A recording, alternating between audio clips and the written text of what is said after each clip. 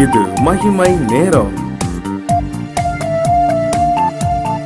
ஆண்டவரும் உலக ரட்சகருமாய் இருக்கிற இயேசு கிறிஸ்துவின் ஈடிய நேற்ற பரிசுத்த நாமத்தில் அன்பின் வாழ்த்துக்கள். இந்த நாளிலும் இஸ்ரவேலுடைய முதல் தீர்க்கதரிசி அப்படின்னு சொல்லி அழைக்கப்படக்கூடியதான ஒரு முக்கியமான ஒரு தீர்க்கதரிசி, ஏலியின் நாட்களிலே வாழ்ந்த ஒரு முக்கியமான ஒரு தீர்க்கதரிசி, இஸ்ரவேலுடைய அரசனை அபிஷேகம் பண்ணின ஒரு முக்கியமான தீர்க்கதரிசி, இஸ்ரவேலுடைய ராஜாக்கள், அதாவது 2 ராஜாக்களை அபிஷேகம் பண்ணின ஒரு முக்கியமான தீர்க்கதரிசி. யார் அப்படின்னா சாமுவேல் என்கிற ஒரு தீர்க்கதரிசி.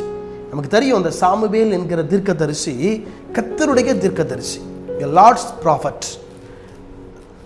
சாமுவேலுடைய தாயார் கர்த்தரிடத்துல போய் கேட்குறாங்க, நமக்கு தெரியும், எனக்கு நீ ஒரு குமாரனை கொடுத்தால் அதை உமக்கே கொடுத்து விடுகிறேன், அதை உமக்கே கொடுத்து விடுகிறேன்,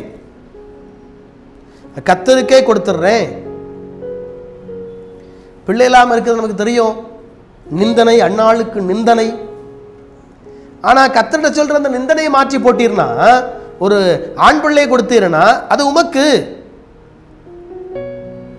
வார்த்தைய கர்த்தர் கேட்கிறார். ஆனா ஏலி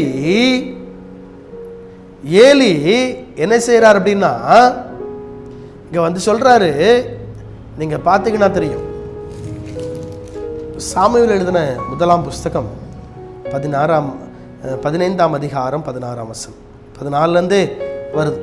அவளை நோக்கி, நீ எதுவரைக்கும் பெரித்திருப்பாய், உன் குடியை உன்னை விட்டு விலக்கு என்றான். அதற்கண்ணாள் பெரித்திரமாக, அப்படியல்ல என் ஆண்டவனே, நான் மனக்கிலேசம் உள்ள ஸ்திரீ, நான் திராட்சரசமாகிலும் மதுபானமாய் குடிக்கவில்லை, நான் கர்த்தருடைய சந்நிதியில் என் இருதயத்தை ஊற்றிவிட்டேன். உம்முடைய அடியாளை பேலியாளின் மகளாக எண்ணாதையும் மிகுந்தியான விசாரத்தினாலும்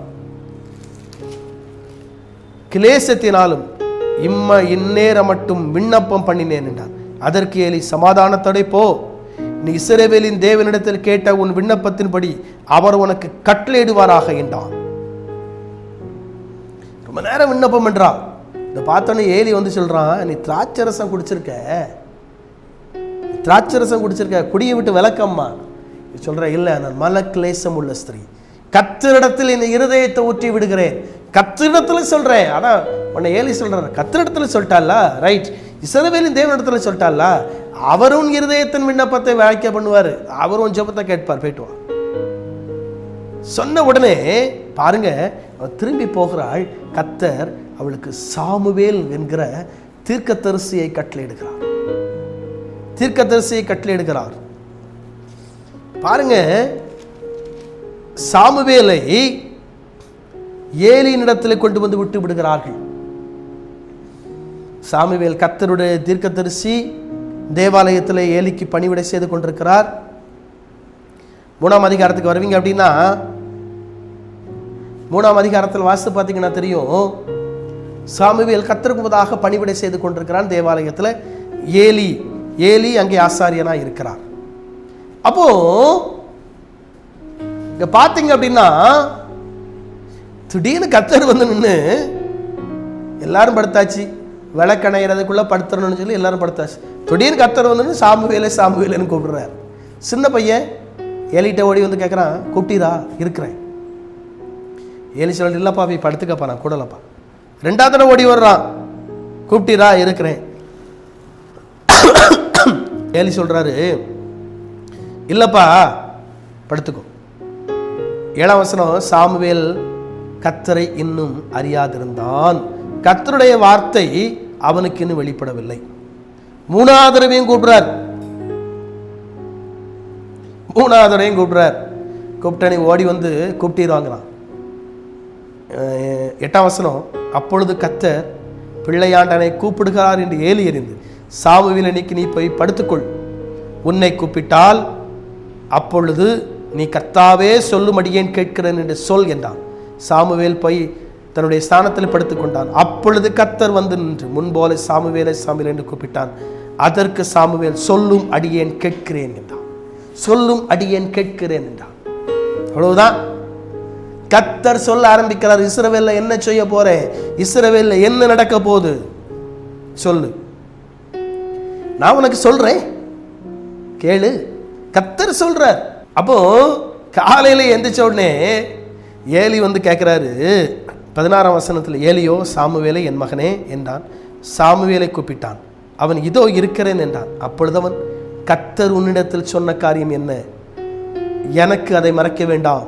அவர் உன்னிடத்தில் சொன்ன சகல காரியங்களிலும் யாதென்றையும் எனக்கு மறைத்தால் தேவர் உனக்கு அதற்கு சரியாகவும் அதற்கு அதிகமாகவும் செய்வாராக என்றான். கர்த்தர் ஒன்று ஏதோ சொல்லியிருக்கிறாருப்பா, அதை என்று சொல்லிடு, மறைக்காது.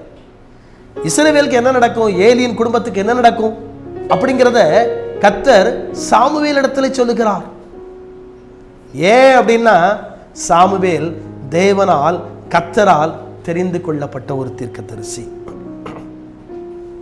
தெரிந்து கொள்ளப்பட்ட தீர்க்கதரிசி. இன்னைக்கு என்ன நடக்கும் அப்படிங்கிறத உங்ககிட்ட கர்த்தர் சொல்வாரு, சொல்லாம செய்ய மாட்டார். என்ன நடக்கும், என்ன நடக்க போகிறது, தேசத்தில் என்ன செய்வேன், ஜனங்களுக்கு என்ன செய்வேன், உனக்கு என்ன செய்வேன் அப்படிங்கிறத கர்த்தர் சொல்வார். கர்த்தர் சொல்வார், சொல்லாம செய்ய மாட்டார். நீங்க உங்கள் அனுபவம் எப்படி இருக்கு? கர்த்தரோடு கூட நீங்க பேசுறீங்களா? ஆண்டவரோடு கூட நீங்க பேசுறீங்களா? கர்த்தர் வந்து உங்களோட பேசுறாரா? அவர் பேசுகிற சத்தத்தை கேட்கிறீங்களா? கேட்கலங்க, அவர் பேசலங்கன்னா ஏதோ சிக்கல் இருக்கு, ஏதோ ப்ராப்ளம் இருக்குது. நீங்க ஏதோ ப்ராப்ளத்தில் ஏதோ சிக்கல்ல மாட்டிக்கிட்டு இருக்கீங்க. அதான் கர்த்தர் பேசுகிறத, ஆண்டவர் பேசுகிறத உங்களால கேட்க முடியல. நீங்க ஒப்பு கொடுங்க, ஆண்டவரே நீர் பேசுகிறத, நீர் என்னோடு கூட இடைப்படுகிறத, நீர் என் கூட பேசுகிறத நான் கேட்கணும் ஆண்டவரே, எனக்கு அப்படிப்பட்ட செவிகளை தாருன்னு ஆண்டவர்கிட்ட கேட்போம். நிச்சயமா ஆண்டவர் அவர் பேசுகிறதை, நம்மோடு கூட இடைப்படுகிறதை நாம் கேட்கக்கூடிய செவிகளை நம்ம கட்டளையிடுவீராக. அந்த ஆண்டவரே உமக்கு ஸ்தோத்திரம். நீர் பேசுகிறதை நாங்கள் கேட்கக்கூடிய செவிகள் எங்களுக்கு கட்டளையிடும். எங்கள் செவிகளை விருத்த சேதனப்படும். மோடு கூட ஐக்கியமாக இருக்க உதவிச்சு இயேசு கிறிஸ்துவின் நாமத்தில் ஜெபிக்கிறேன் பிதாவே, ஆமென்.